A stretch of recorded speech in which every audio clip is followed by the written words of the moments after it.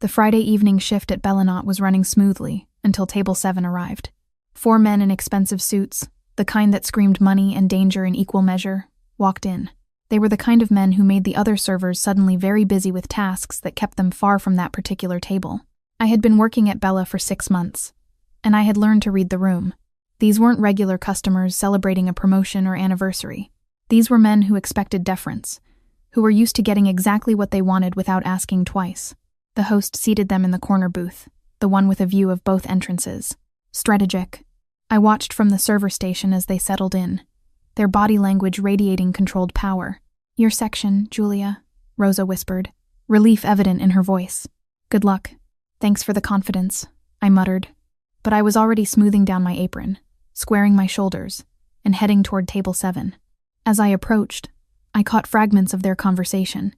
Italian. Not the textbook Italian I had learned in school, but rapid colloquial Italian peppered with words I recognized from my childhood. "Buonasera, signori." I greeted them with a smile. "Welcome to Bellinot. My name is Julia, and I will be taking care of you this evening."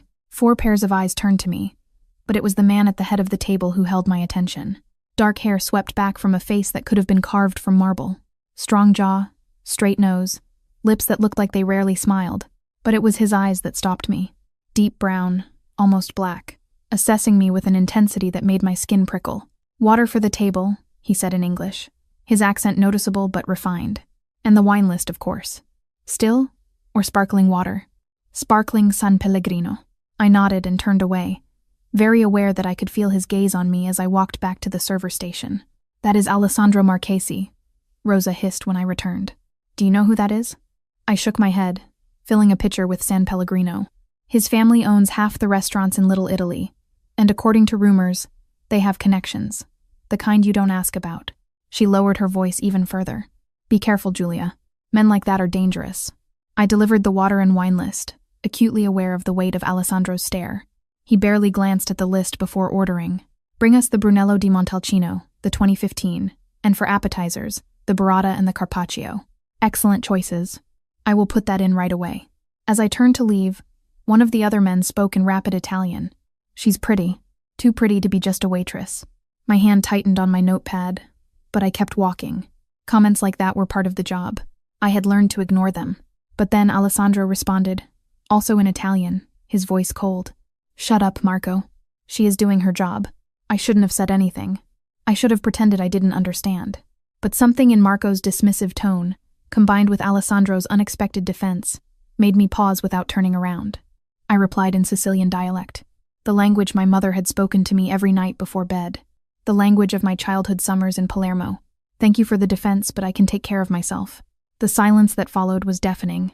I turned slowly to find all 4 men staring at me with varying expressions of shock, but it was Alessandro's reaction that made my breath catch. He had gone completely still, his eyes locked on my face with an intensity that made me feel stripped bare. "You speak Sicilian," he said finally, his voice rougher than before. "My mother was from Palermo. I spent my summers there as a child. Your accent." He stopped, switching to Sicilian himself. "Ognuno in Palermo?" "Where in Palermo?" "Bagliaro. My grandmother still lives there." Something flickered in his eyes. Recognition, interest, something I couldn't quite name. "That is my neighborhood. I grew up 3 streets from the Ballarò market." The connection hung in the air between us, unexpected and somehow significant. Around us, his men had gone quiet, watching this exchange with obvious curiosity. "Your wine," I managed, needing to break whatever spell had fallen over the table. "I will bring it right away." I fled to the bar, my heart hammering. What had I been thinking? Drawing attention to myself, engaging with a customer like Alessandro Marchesi in a way that went far beyond professional service. But when I returned with the wine, Alessandro's eyes followed my every movement. I poured carefully, hyper-aware of his scrutiny. "How long since you've been back?" he asked in Sicilian as I finished pouring. "To Palermo? 5 years. I couldn't afford the trip after my mother died. I am sorry for your loss." The condolence was genuine, his voice gentling. "Your mother taught you well. Your dialect is perfect.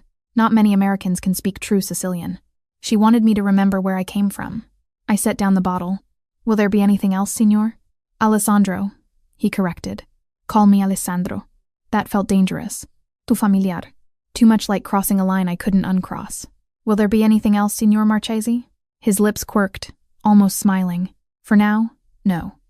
But Giulia, the way he said my name with the proper Italian pronunciation made it sound like poetry. Don't go far. I will want to talk more. It wasn't a request. It was a statement of fact delivered with the confidence of a man who was used to getting what he wanted. The rest of their dinner passed in a blur. I served their courses, refilled their wine, and tried to maintain professional distance. But every time I approached the table, Alessandro's eyes found mine. Sometimes he spoke to his men in Italian, rapid business discussions that I tried not to understand. Other times he would switch to Sicilian, asking me questions about Palermo, about my mother, and about my life. It felt like an interview, like he was cataloging information, building a file in his mind. You should come back, he said as I cleared their dessert plates. To Palermo. The city has changed, but the heart of it remains the same. Someday, when I can afford it. What if I said I could make that happen? I looked at him sharply. I don't accept charity, signor. Not charity, an opportunity.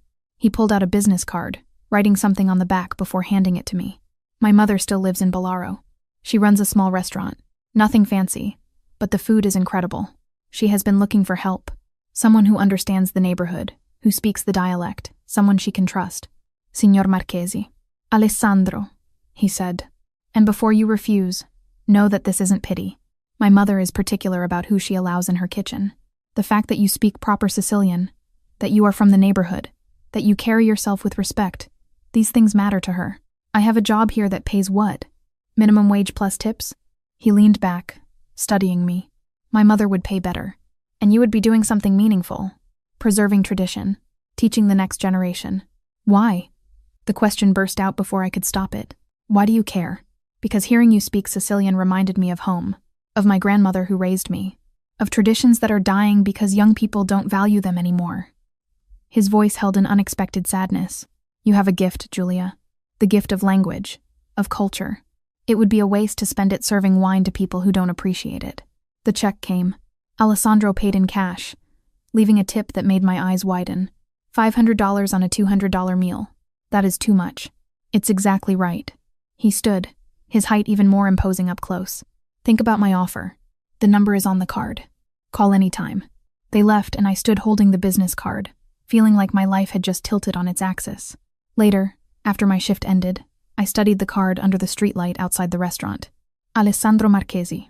A phone number and on the back, written in bold script, call when you are ready to come home. I should throw it away. I should recognize this for what it was. A wealthy man's interest in a waitress, dressed up as a job opportunity. But as I walked home through the city streets, I couldn't stop thinking about Alessandro's eyes when I had spoken Sicilian. The recognition there, the hunger, not sexual, or not entirely sexual, something deeper, a longing for connection to something he had lost. And God help me, I felt it too. My phone buzzed. An unknown number. Did you make it home safely? My breath caught. How did you get my number? David was very helpful when I explained I wanted to ensure my favorite server arrived home without incident. I am not your favorite server. You just met me, and yet here we are. Are you home? I looked up at my apartment building. Yes, good. Lock your doors. This neighborhood isn't safe at night. I have lived here for 3 years. I know how to take care of myself. I don't doubt it, but knowing you're safe helps me sleep better. I stared at the message, unsure how to respond. This felt intimate in a way that scared me. Good night, Alessandro. Buonanotte, Giulia. Dream of Palermo. I did dream of Palermo that night. Of narrow streets and market smells. Of my mother's laugh and my grandmother's cooking. And somewhere in those dreams, Alessandro was there too, watching me with those dark eyes that seemed to see straight through to my soul. When I woke, there was a new message. My mother would like to meet you. Sunday lunch, if you're free. This was moving too fast. I had served him one dinner, spoken a few words in Sicilian, and now I was being invited to meet his mother. I don't think that is appropriate. Why not? You said your grandmother is in Palermo. My mother knew everyone in Bolaro. Perhaps they know each other. That isn't the point. Then what is the point, Giulia? Because from where I stand, the point is that I heard you speak my dialect and felt something I haven't felt in 12 years. The point is that you reminded me what home sounds like, and I would like my mother to meet the woman who managed that. You're being dramatic. I'm being honest. Sunday at 1 o'clock. I will send a car. I didn't say yes. But you will, because you're curious. Because you felt it too. He was right. Damn him, he was right. One lunch. That is all for now. Those 2 words should have been a warning. Should have made me cancel. Block his number. Forget Alessandro Marchesi existed. Instead, I spent Saturday agonizing over what to wear to meet the mother of a man I barely knew, who somehow felt like he had been waiting for me my entire life. Sunday arrived too quickly. The car Alessandro sent wasn't the ostentatious limousine I had half expected, but a sleek black sedan driven by a quiet man who introduced himself simply as Tomas. "Signor Marchesi asked me to ensure your comfort," he said, opening the back door. "The drive will take about 40 minutes. 40 minutes out of the city into the suburbs where old Italian families had settled generations ago." I watched the landscape change through the tinted windows, my stomach a knot of nerves. What was I doing? Meeting the mother of a man I had met once who had somehow convinced me this was normal. That Sunday lunch with strangers was a reasonable next step, but Alessandro had been right about one thing. I was curious, desperately curious about this family that still spoke Sicilian, that maintained traditions my own family had let slip away after my mother's death. We pulled up to a modest house with an immaculately kept garden. Not the mansion I had expected, but a home that looked lived in and loved. The smell of cooking tomatoes and garlic drifted through the open windows. Alessandro met me at the door. He looked different than he had at the restaurant, softer somehow in casual slacks and a white linen shirt with sleeves rolled up. He was almost approachable, if not for the intensity in his eyes when they found mine. "Julia, you came?" I said I would. People say many things. Few follow through. He stepped aside, gesturing me in. "My mother is in the kitchen. Fair warning. She has been cooking since dawn. She is excited." "Excited? I haven't brought a woman home in 5 years. She has expectations." My stomach dropped. "Alessandro, if you told her if she thinks I told her you speak Sicilian and your grandmother lives in Bellaro, that is all." But something in his expression suggested his mother had drawn her own conclusions. "Come meet her before she burns the sauce, checking the door every 30 seconds. The kitchen was exactly what I had imagined. Warm, cluttered with copper pots and wooden spoons, every surface covered with food in various stages of preparation. And in the center of it all stood a tiny woman with steel gray hair and eyes exactly like Alessandro's.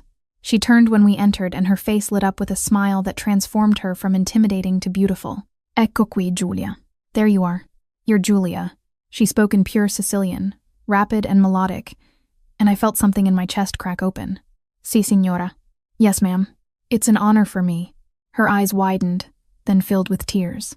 Senti como parla. Listen to how she speaks." She rushed forward, pulling me into a fierce hug that smelled like basil and home. When she pulled back, she cupped my face in both hands, studying me intently. "Un noi Palermo?" "Where in Palermo?" "My nonna Maria Romano. She lives on Via Maqueda." "Maria Romano." Her hands flew to her mouth. "Maria del Blu? Who made the best caponata in the neighborhood? You know her?" "Know her? We grew up together. Best friends until I married and moved here." She grabbed my hands. "How is she?" "Still stubborn as a mule," I said. "Still stubborn, still making caponata that everyone begs for." She laughed, a sound of pure joy, then turned to Alessandro with an expression I couldn't quite read. "Tu lo sapevi? You knew?" "No, Mama. But I hoped." He stopped, looking at me. "I didn't know about the connection. That is pure chance." "There is no such thing as chance," his mother said firmly. "Only fate." She turned back to me. "Come sit. Tell me everything. How is Maria? Does she still argue with Don Salvatore about whose grandfather made better wine?" The next hour passed in a blur of conversation, all in Sicilian, all flowing as naturally as breathing. Alessandro's mother said, "Call me Carmela, please. Signora makes me feel old." She asked a million questions about my grandmother, about Palermo, and about my mother. "Cancer," I said quietly when she asked how my mother had died 5 years ago. She was only 52. Carmela's eyes filled with tears. "And your father?" "He left when I was 10. It was just my mother and me after that. Then you understand what it is to be alone. To lose your roots." She reached across the table, squeezing my hand. "You must miss her terribly. Every day, especially her cooking. I try to make her recipes, but it is never quite right. Because you are missing the most important ingredient," Carmela said. "Love mixed with memory. That is what makes Sicilian food special. Each dish carries the weight of everyone who made it before us." Alessandro had been quiet during this exchange, watching us with an expression I couldn't quite name. Now he spoke, his voice rough. "Mama, perhaps Giulia could help you in the kitchen. Learn some of the recipes properly." "Help me?" Carmela looked offended. "She will teach me. If she learned from Maria Romano, She knows things I have forgotten. She stood, pulling me up with her. Come, we will make pasta together. I want to see your hands work. Making pasta with Carmela felt like coming home. Our hands moved in sync, rolling and cutting, our conversation never stopping. She told me stories about my grandmother, about their childhood in Ballarò, and about traditions I had only heard about secondhand. Alessandro appeared in the doorway occasionally, watching us work. Once I looked up to find him staring at me with such naked longing that I nearly dropped the pasta I was holding. What? I asked in English, self-conscious. Nothing.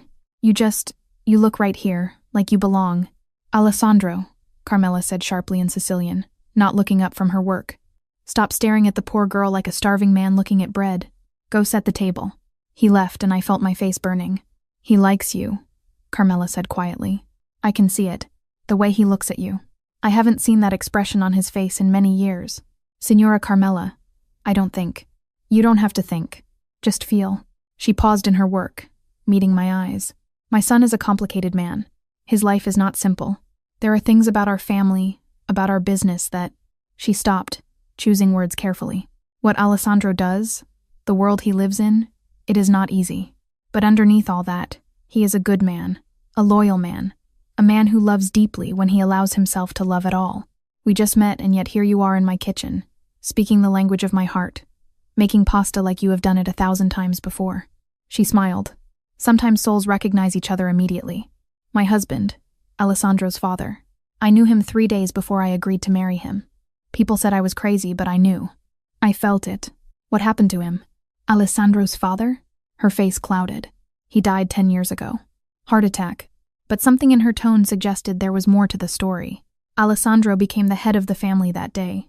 He was 28, too young for such responsibility. Before I could ask more, Alessandro returned. Everything is ready. Mama, stop interrogating her and let her eat. Lunch was incredible. Course after course of perfect Sicilian food. Arancini, pasta alla norma, caponata, grilled swordfish, and finally cannoli that melted on my tongue. Through it all, we talked and laughed, switching between Sicilian and Italian, occasionally English when Carmela wanted to practice. Your father would have liked her, Carmela said to Alessandro at one point. She has fire, intelligence, not like those empty-headed girls you usually. She stopped, glancing at me. Scusa, mama. Alessandro's voice held a warning. What? I am old. I can say what I think. She turned to me. My son surrounds himself with beautiful women who want his money. You are the first one who looked at him like he was just a man. Because that is all he is, I said quietly. Just a man who happens to speak my mother's language. Something passed over Alessandro's face. Surprise, pleasure, something deeper. After lunch, Carmela insisted I take home containers of leftovers.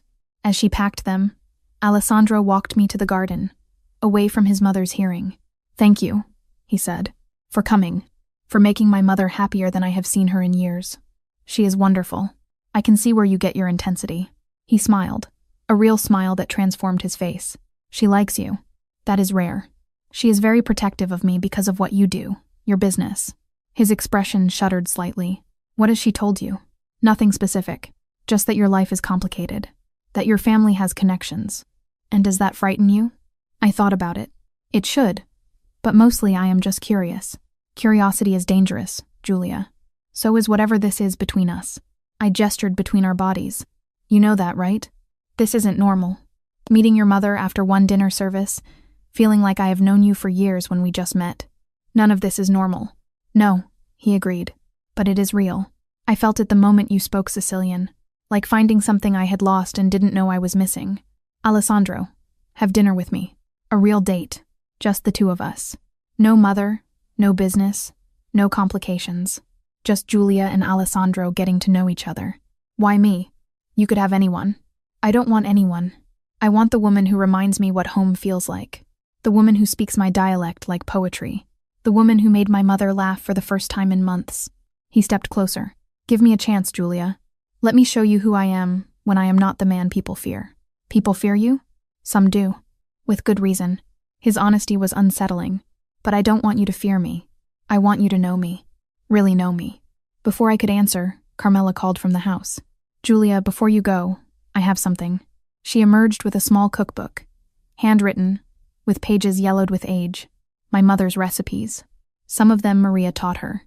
I want you to have it. I can't accept. Yes, you can, and you will come back next Sunday and tell me which ones you tried. She hugged me tightly, whispering in my ear, give him a chance. He is worth it. In the car ride home, I clutched the cookbook and thought about Alessandro's question. A real date, just the two of us. It was dangerous. I barely knew him. His family had connections that Carmela wouldn't specify. His life was complicated in ways I couldn't imagine. But I had felt it too. That recognition, that sense of coming home. My phone buzzed. Alessandro. Mama already texted me 3 times about how perfect you are. Fair warning. She is already planning our wedding despite everything. I laughed. That is premature. Is it?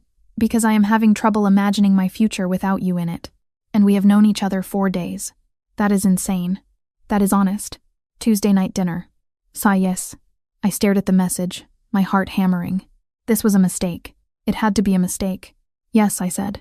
But somewhere quiet where we can actually talk. I know the perfect place. I will pick you up at 7.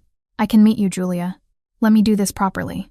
Let me court you the way my father courted my mother, with respect and intention. You are very old-fashioned for a dangerous man. You have no idea how dangerous I can be. But for you, I will be whatever you need me to be. That should have scared me. Instead, it made me feel something I hadn't felt in 5 years. With a sense of hope, Tuesday evening found me standing in front of my closet for the 3rd time in an hour.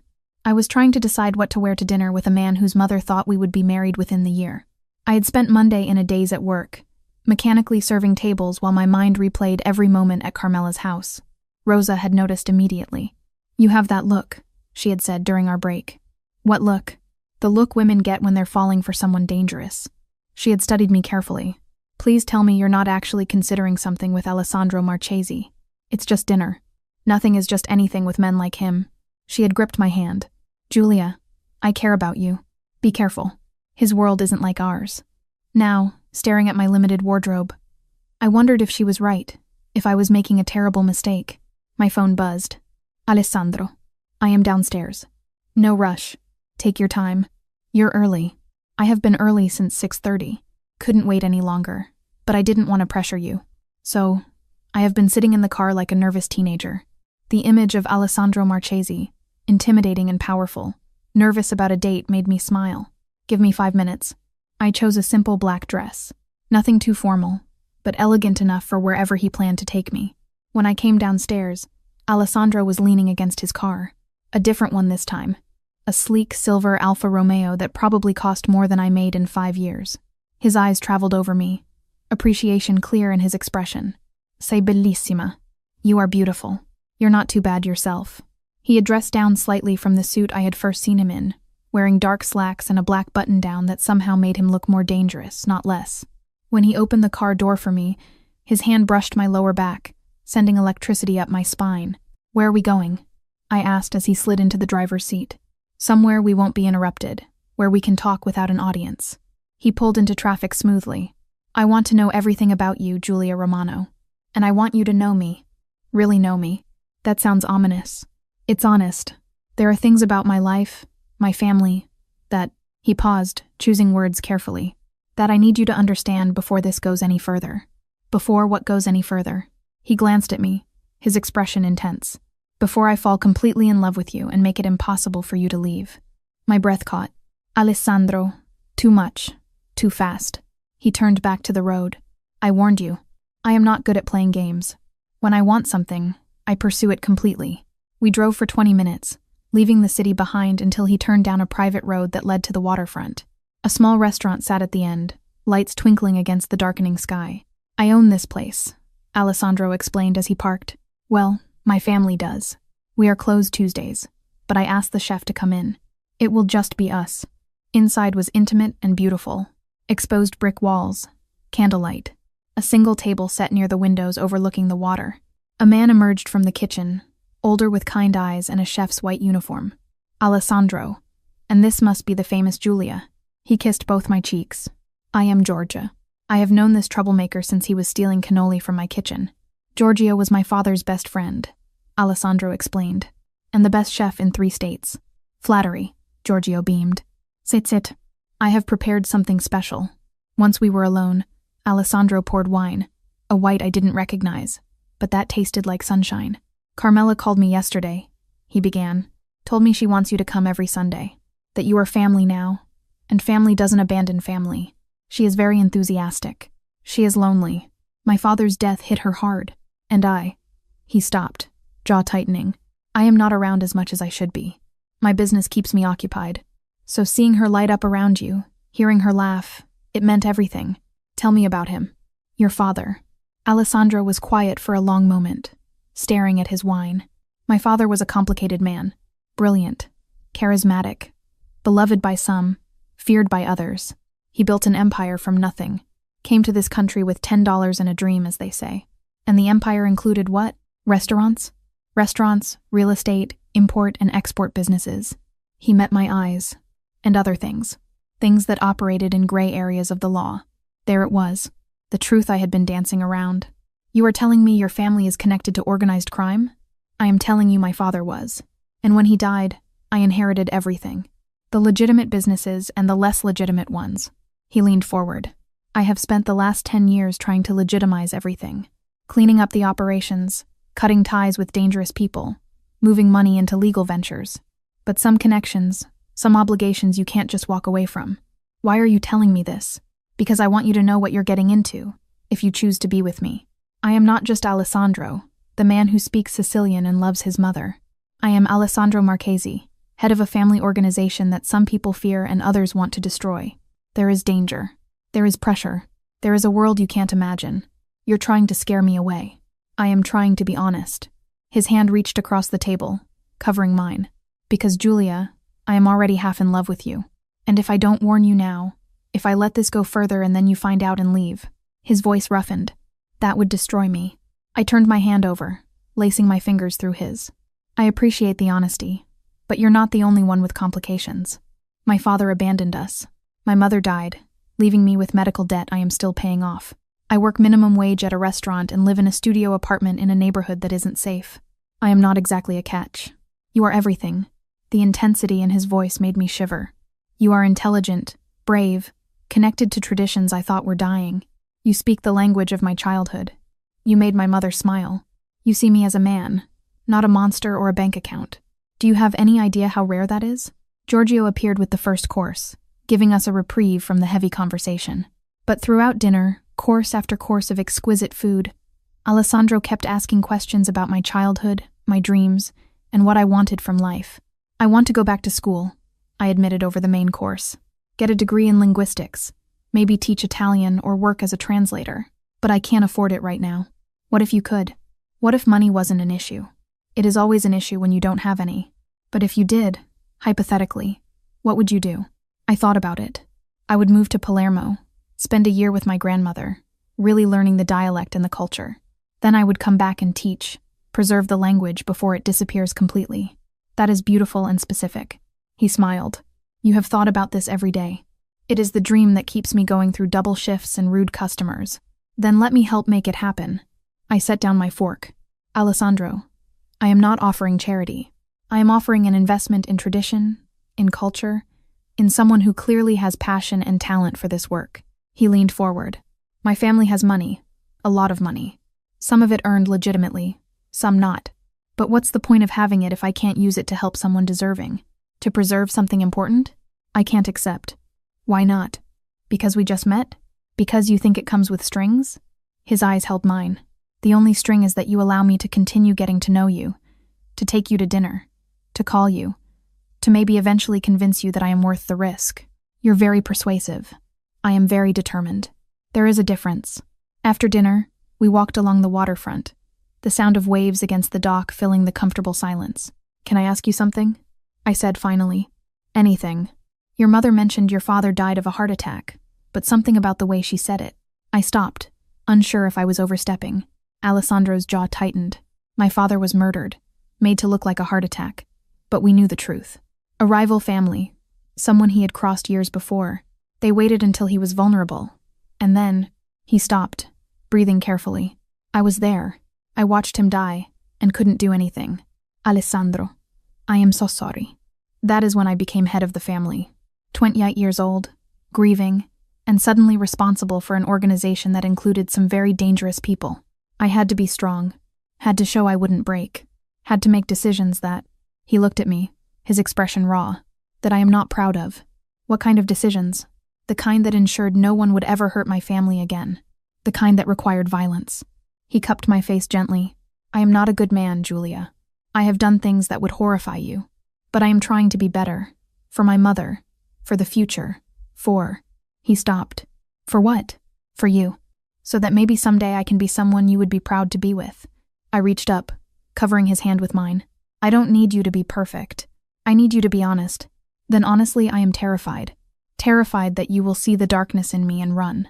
Terrified that I am moving too fast and scaring you away. Terrified that this feeling, this certainty that you're meant to be mine is one-sided. It isn't. The words came out before I could stop them. One-sided, I mean. I feel it too. This connection, this sense of inevitability. It is terrifying. He kissed me then. Not gentle, not tentative, but claiming.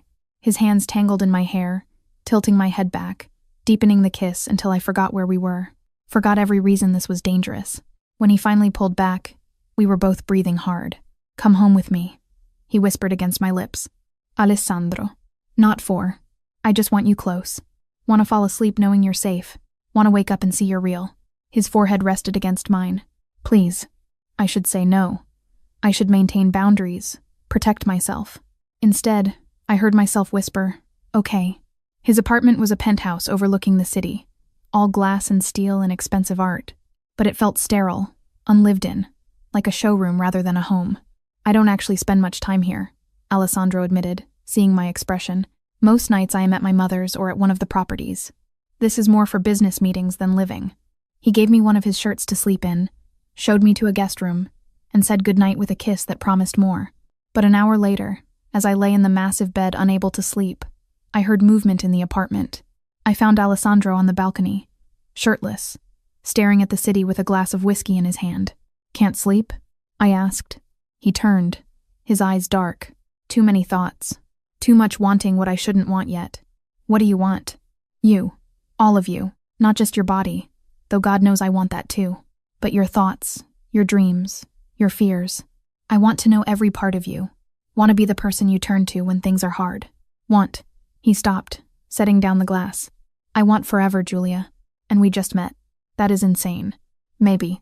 Or maybe sometimes you just know. I moved closer. Your mother knew in 3 days. And look how that turned out.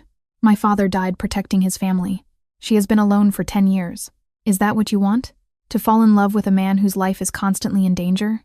I don't know what I want, but I know I want to find out with you. He pulled me into his arms, holding me so tightly I could barely breathe. Don't leave me, he whispered. Whatever happens, whatever you learn about me, please don't leave. I am right here for now. But when you know everything, then tell me everything. Let me make an informed choice. So there on the balcony with the city lights twinkling below us, Alessandro told me his story.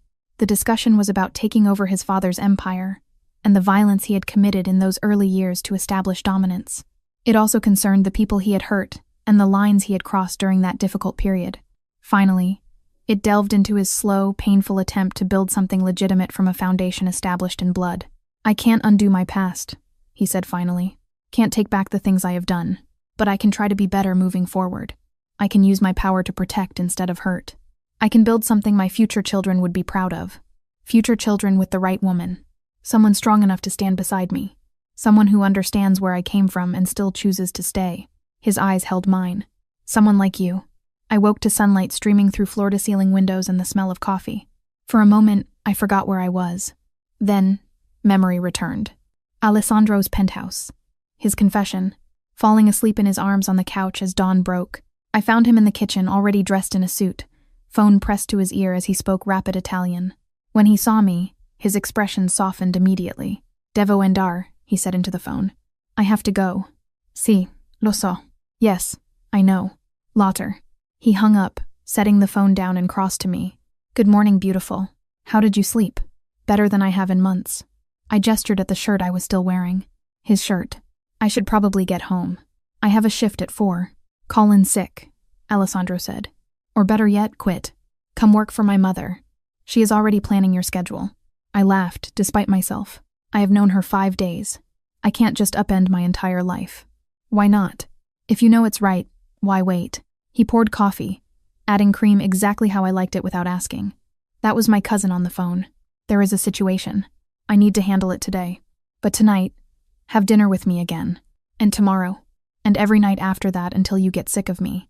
What if that never happens? Then I am the luckiest man alive. He kissed my forehead. There is a car waiting downstairs whenever you're ready. Tomas will take you home and then to work if you insist on going. You're very presumptuous.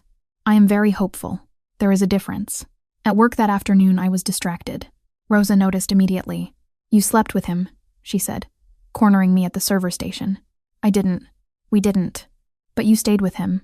Julia, what are you doing? I don't know. Getting to know someone.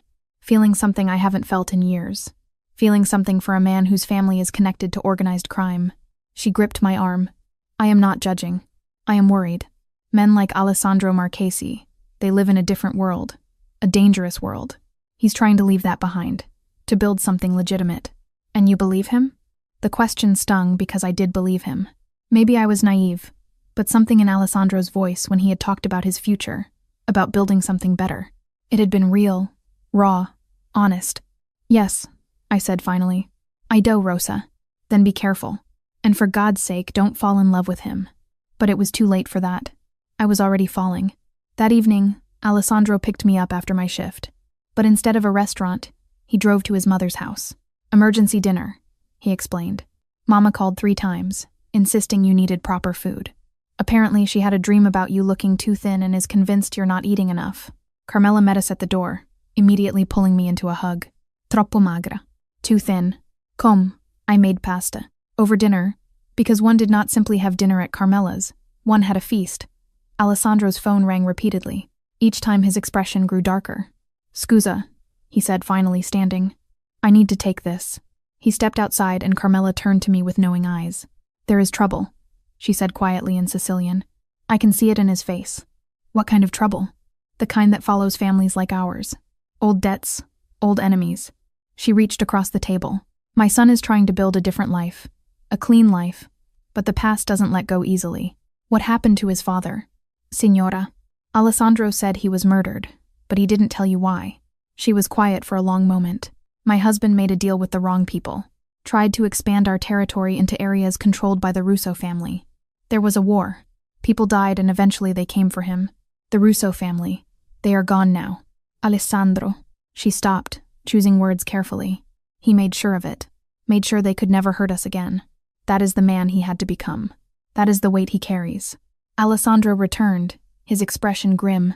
Mama, I need to borrow Julia for a moment. Outside, he paced the garden like a caged animal. What is wrong? I asked. There is a problem. Someone from my past is back in town. Victor Russo, the son of the man who killed my father. He was just a kid then. We let him live, sent him away. But now he is back. And he is asking questions about me. About my businesses. About, he looked at me. About you? My blood ran cold. How does he know about me? Because I have been seen with you. Because in my world, people watch. They look for weaknesses. And you. His voice roughened. You are my biggest weakness now. Alessandro, I am not going to let anything happen to you. But I need you to be careful. Stay aware of your surroundings. Don't go anywhere alone at night. And if anyone approaches you asking about me, you call me immediately. You're scaring me. Good. You should be scared. Victor Russo is dangerous. His father's blood is on my hands and he wants revenge. He pulled me close. But I swear to you, Julia, I will protect you whatever it takes. That night, Alessandro insisted on staying at my apartment. He looked absurdly out of place in my tiny studio. This powerful man in his expensive suit, sitting on my second-hand couch, eyes constantly scanning the windows like he expected trouble at any moment. You don't have to do this, I said. Stay here, I mean. I will be fine. I am not leaving you unprotected. Alessandro, this is my life, my space. You can't just watch me.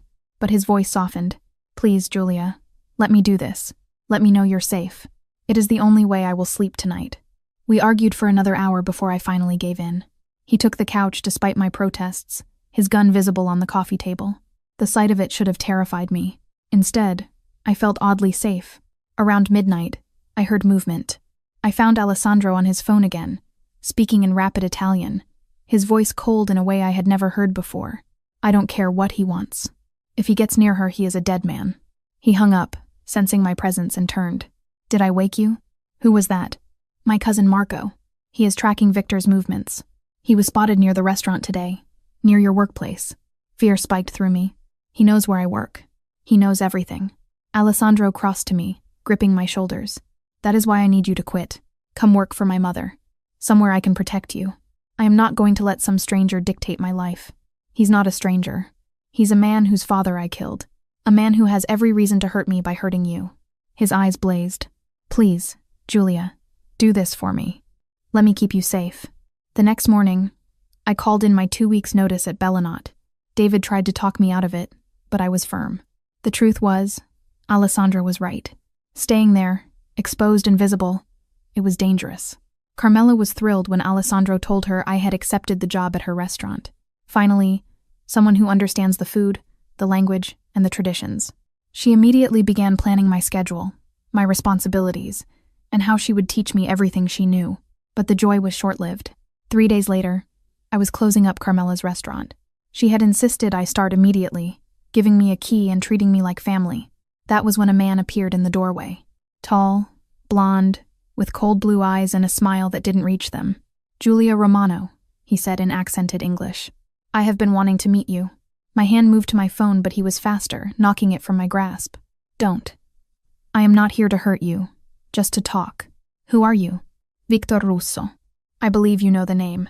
He moved closer and I backed away, my heart hammering. I have been watching you, watching Alessandro follow you around like a lovesick puppy. It's quite touching, really. What do you want? Information about Alessandro's operations, his weaknesses, his plans. Victor tilted his head, studying me. You must know things. Pillow talk. Family dinners. Surely he's mentioned something useful. I don't know anything about his business. I don't believe you, but that is fine. We have time. He pulled out a knife, casual, like it was a normal prop. Here's what is going to happen. You're going to start paying attention, listening, learning, and you're going to tell me everything or... The door burst open. Alessandro with Marco and 2 other men, weapons drawn. Step away from her. Alessandro's voice was deadly calm. Now, Victor smiled. There he is, the great Alessandro Marchesi, coming to save his little waitress. Giulia, come here. Alessandro's eyes never left Victor. I moved quickly, and Marco pulled me behind them, shielding me. This isn't over, Victor said, still smiling. I will find another way, another time. She can't be protected forever. Try to touch her again, and I will finish what I started with your father. Alessandro's voice dropped to something terrifying. I let you live once out of mercy. Don't mistake that for weakness. Merce? You killed my family, destroyed everything we built. And now, Victor looked at me. Now I will do the same to you, starting with her. He left before Alessandro could respond, disappearing into the night like smoke. Alessandro turned to me immediately, his hands running over me, checking for injuries.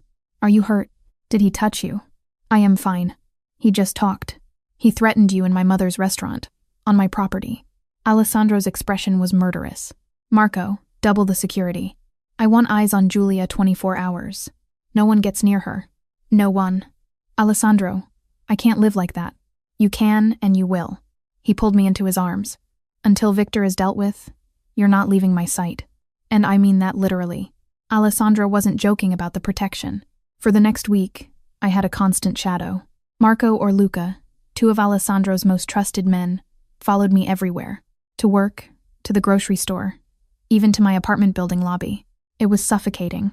I can't live like this, I told Alessandro over dinner at his penthouse, the only place he considered truly secure. I feel like a prisoner. You're alive. That is what matters. His jaw was tight, the stress of the situation evident in every line of his body. Victor is still in the city, still making threats. Until he is dealt with, this is how it has to be. Then deal with him. The words came out harsher than I intended. Alessandro's eyes darkened. You think I am not trying? You think I want you living like this? But I can't just... He stopped, running a hand through his hair. There are rules, protocols. If I move against Victor without cause, without proof of aggression, it starts a war. Other families get involved. People die. He threatened me in your mother's restaurant. Isn't that cause enough? His word against ours. No witnesses besides you. In my world, that is not enough. He reached across the table, taking my hand, but I am working on it, gathering information, building a case that the other families will accept. I just need time. And in the meantime, I live in a cage. In the meantime, you live, which is more than Victor would allow if he got his hands on you. The argument ended there, but the tension remained. I saw it in Alessandro's sleepless nights, heard it in his phone conversations conducted in rapid Italian when he thought I wasn't listening. The situation was eating at him. At Carmela's restaurant, I threw myself into work. Cooking gave me a sense of normalcy, of control. Carmela taught me her mother's recipes, correcting my technique with gentle hands and patient words. Alessandro is doing what he must, she said one afternoon as we rolled gnocchi. Protecting you.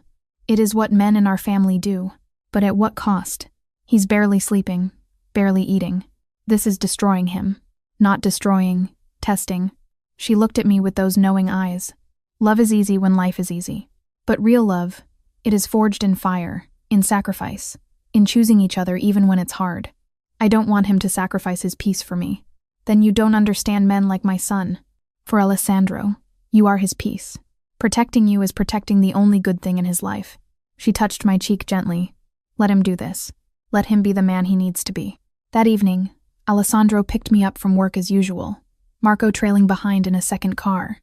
But instead of heading to the penthouse, Alessandro drove toward the waterfront. Where are we going? Somewhere we can breathe, just for an hour. He glanced at me and I saw the exhaustion in his eyes. I need to be alone with you. Really alone. No guards, no phones, no pressure. Just us. We ended up at the same restaurant where we had our first date. Giorgio's place, closed and empty. Alessandro let us in with a key, leading me to the balcony overlooking the water. Sit, he said, pouring wine. We need to talk. My stomach dropped. Those words were never good. I have been thinking, he began, not meeting my eyes. About us. About what I am asking of you. This life. This danger. This constant looking over your shoulder. It is not fair to you. Alessandro, let me finish.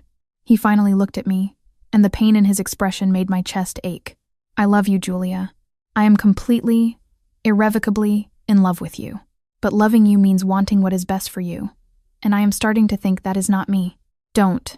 I stood, moving to him. Don't you dare push me away because you think you're protecting me. I am protecting you.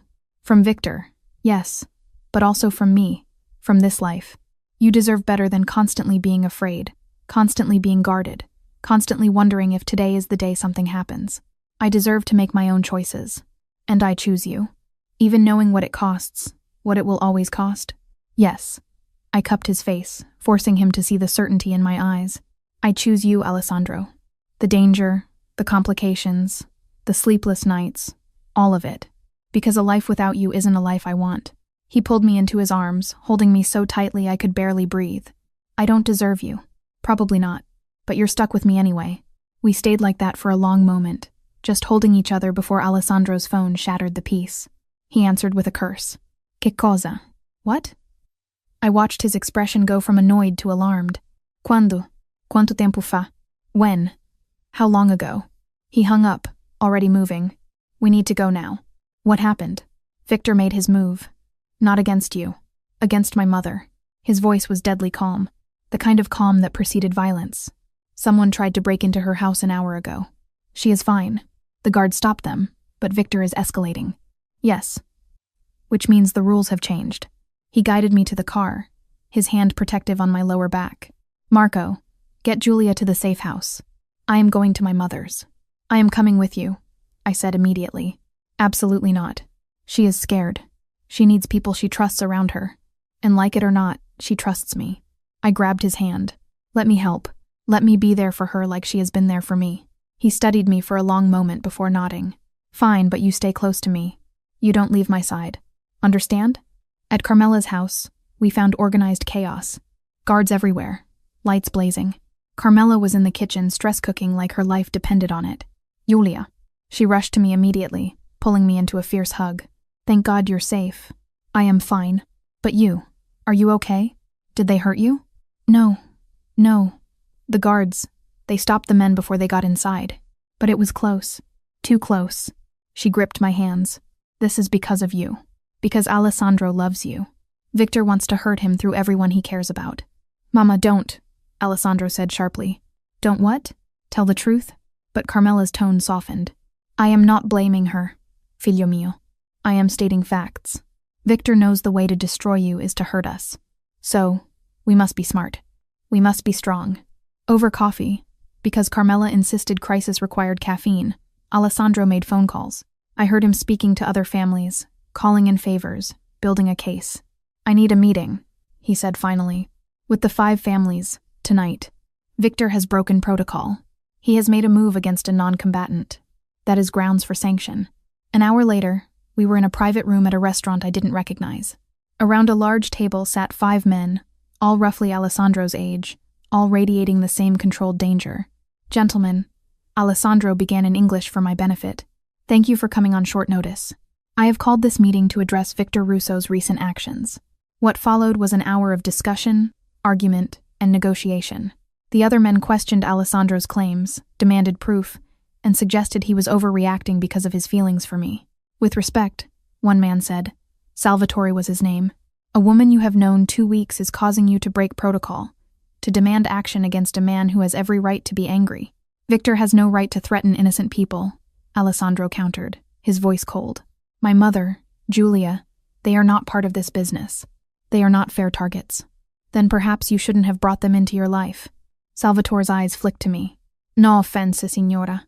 I had been quiet throughout, but now I spoke, my voice clear.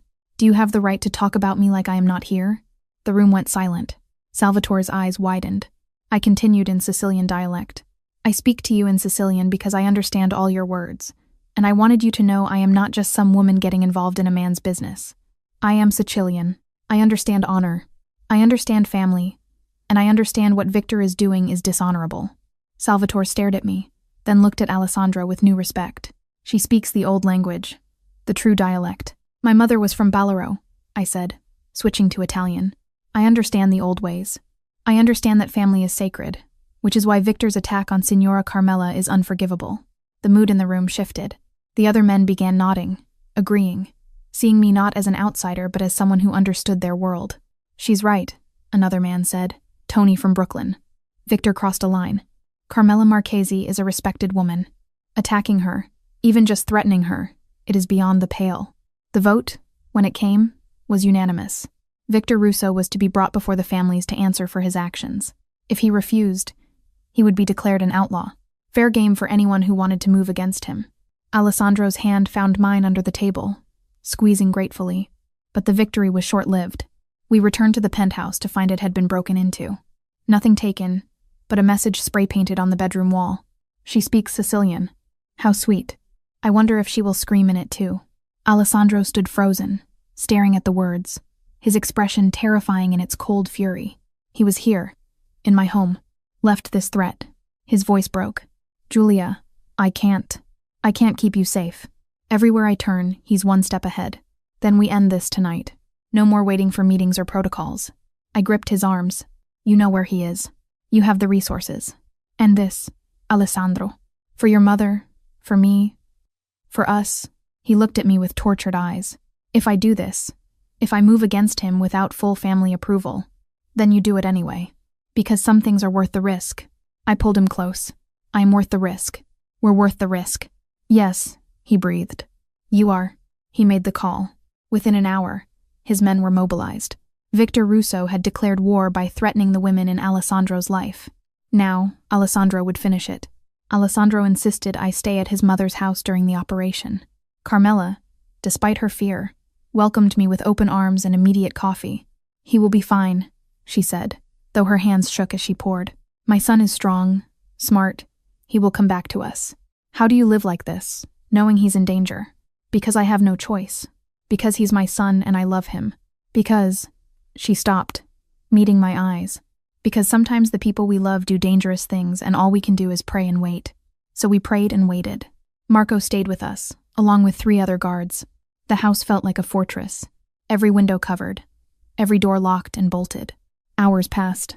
Midnight came and went. Carmela fell asleep on the couch, exhausted from stress. I stood at the kitchen window, staring out at nothing, my phone clutched in my hand. At 2 a.m, it rang. Alessandro. It's done. His voice was rough, tired. Victor is dead. His men scattered. It's over. Relief flooded through me so intensely I had to grip the counter. Are you hurt? Minor cuts. Nothing serious. I am coming to get you. We need to talk. Alessandro. I will be there in 20 minutes. He arrived exactly on time, looking exhausted but unharmed. Marco nodded to him, stepping away to give us privacy. Walk with me, Alessandro said quietly. We walked through Carmela's garden, the night air cool against my face. Alessandro was silent for a long time, just holding my hand, his thumb tracing patterns on my palm. I killed him, he said finally. Not my men, me. I looked Victor in the eye, and He stopped, jaw clenching. I wanted you to know, wanted you to understand what I am capable of. I already know what you're capable of. You told me. Knowing and seeing are different things. And even though you weren't there, I need you to understand that this is who I am. The man who protects his family by any means necessary. The man who doesn't hesitate when the people he loves are threatened. I stopped walking, turning to face him. Do you think that scares me? That knowing you killed to protect your mother, to protect me, would make me love you less? Doesn't it? No. I cupped his face, forcing him to see the truth in my eyes. It makes me understand you better. Makes me see how seriously you take the responsibility of protecting the people you love. Giulia, I love you. Alessandro. All of you. The man who speaks Sicilian and loves his mother. The man who kills to protect his family. The complicated, dangerous, beautiful man you are. I love all of it. He pulled me into his arms, holding me so tightly I could barely breathe. I don't deserve you. We've been through this. You're stuck with me anyway. He laughed, the sound rough but genuine. Good, because I'm never letting you go. We stayed like that for a long moment before Alessandro pulled back, his expression nervous in a way I had never seen before. There is something I need to ask you. I was going to wait, do this properly, but he reached into his pocket, pulling out a small velvet box. After tonight, after almost losing you, I can't wait anymore. My breath caught. Giulia Romano, I have known you 3 weeks. In that time, you have completely changed my life.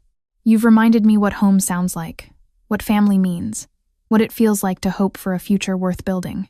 He opened the box, revealing a stunning ring, a single diamond surrounded by smaller stones, elegant and timeless. You've stood by me through danger and violence. You've faced down the 5 families in Sicilian dialect. You've loved me despite knowing exactly who and what I am.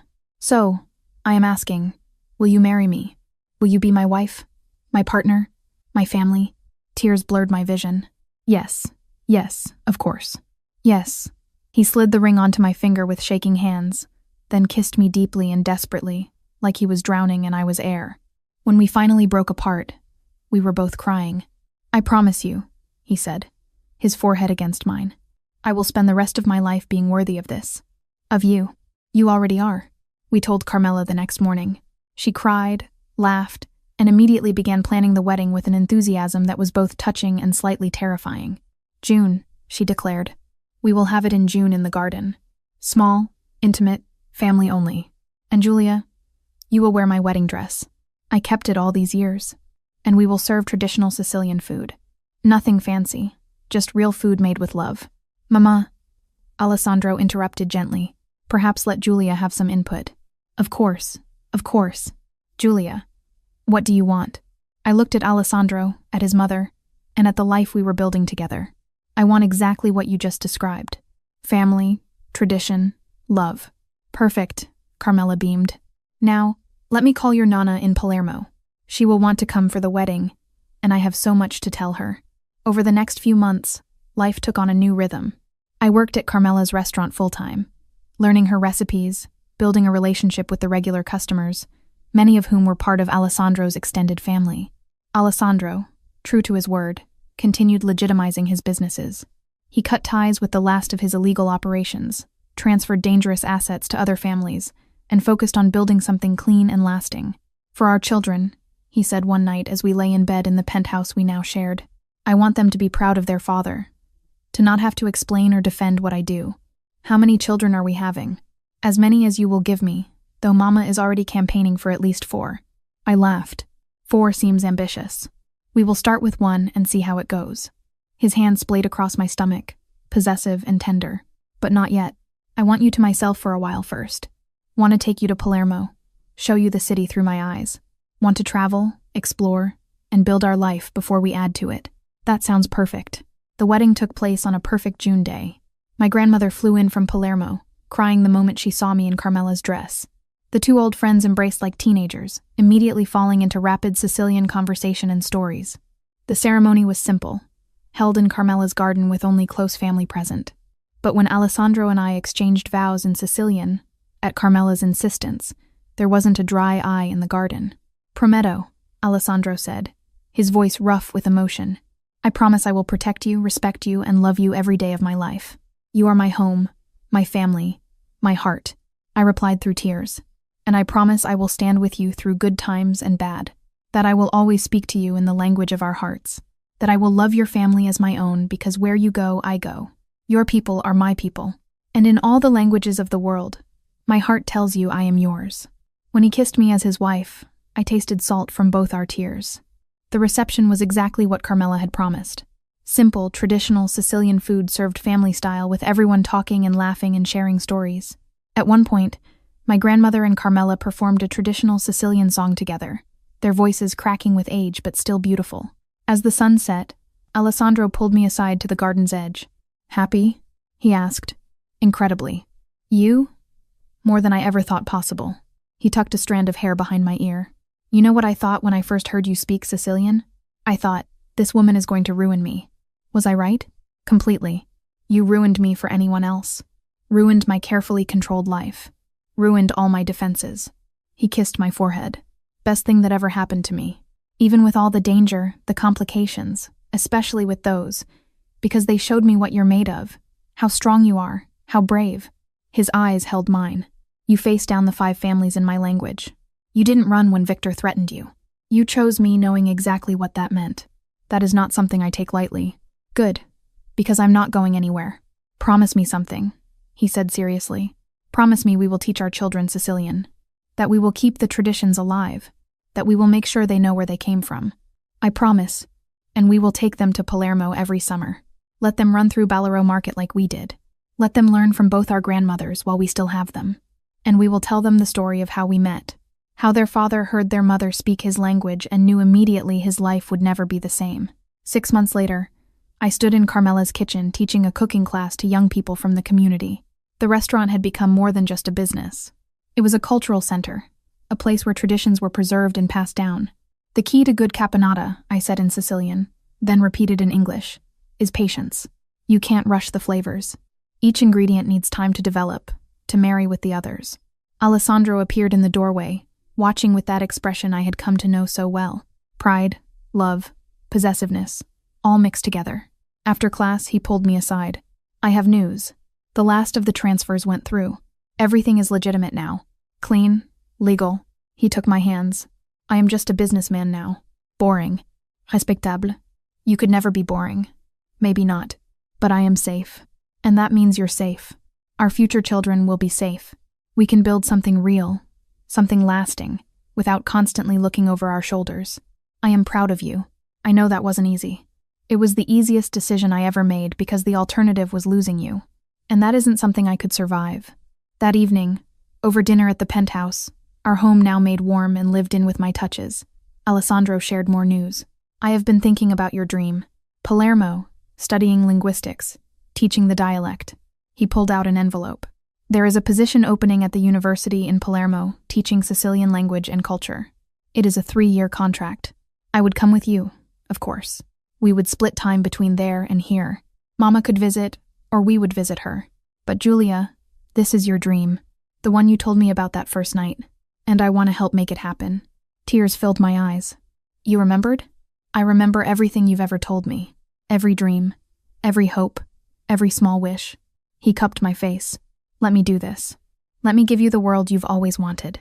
You already have. You gave me home, family, and love in a language I thought I had lost." I kissed him softly. "But yes, let's go to Palermo. Let's teach the next generation. Let's build something beautiful together." 3 years later, I stood in a classroom at the University of Palermo teaching advanced Sicilian linguistics to a room of eager students. Through the window, I could see Ballarò Market bustling with life exactly as I remembered from childhood. After class, I walked home through familiar streets, stopping to chat with vendors in dialect and picking up ingredients for dinner. Home now was a beautiful apartment overlooking the sea, close enough to my grandmother's house that she visited daily. Alessandro had opened an office in Palermo, managing his businesses remotely, spending his days building legitimate enterprises and his evenings with me. Carmela visited every month, staying in our guest room and filling our kitchen with cooking and laughter. I found Alessandro on our balcony when I arrived home, staring at the sea with a peaceful expression I had never seen in those early days. Buonasera, marito mio. Good evening, my husband. He turned, smiling, pulling me into his arms. Buonasera. Good evening, my wife. His hand moved to my stomach, to the small bump that was just beginning to show. And good evening to you too, little one, Carmela called. She is demanding to know if we have chosen names yet. Of course she is. What did you tell her? That we are still deciding. Though, if it's a girl, I think I'd like to name her after my mother. Lucia. Lucia Marchesi. Beautiful. He kissed my forehead. And if it's a boy, your father, Dominic. Something passed over his face. Grief, gratitude, love. He would have loved you. Would have loved knowing his grandchild will grow up speaking Sicilian, knowing their heritage. Tell me about him. I want to know the man he was before everything. So we stood on the balcony as the sun set over Palermo and Alessandro told stories about his father. The good memories, before the violence, before the weight of the family business consumed everything. He used to say, Alessandro said softly, that the measure of a man is what he builds for his children. Not money or power, but values, heritage, and love. Then by that measure, you are already an extraordinary man. Only because I have an extraordinary wife. His arms tightened around me. You know what I realized the other day? That night at the restaurant when you answered me in Sicilian. That was fate. That was the universe saying, here's your home.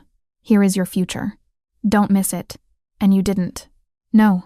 I recognized you immediately. My home in human form. The woman who would speak my language and understand my heart. Ti amo. I love you. Ti amo pure io, he said. I love you too. Always. We stood like that as night fell over Palermo, the city lights twinkling below us, the sea breeze carrying the scent of salt and jasmine. Inside, our apartment waited, filled with books in Sicilian, my grandmother's recipes on the counter, and Carmela's cookbook open to a page we would cook from tomorrow. This was home.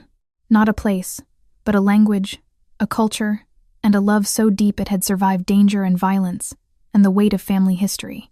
And in a few months, we would welcome a new generation, a child who would grow up bilingual and bicultural, wrapped in the love of two families who had fought to preserve traditions that mattered. Do you ever regret it? I asked quietly, leaving your old life behind, giving up the power. Never. Not for a single moment. He turned me in his arms, his eyes holding mine. That life was survival. This is living. And Julia, I have never felt more alive than I do right now.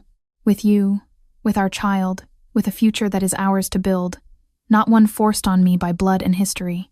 Then we build something beautiful, something our children will be proud of. We already are.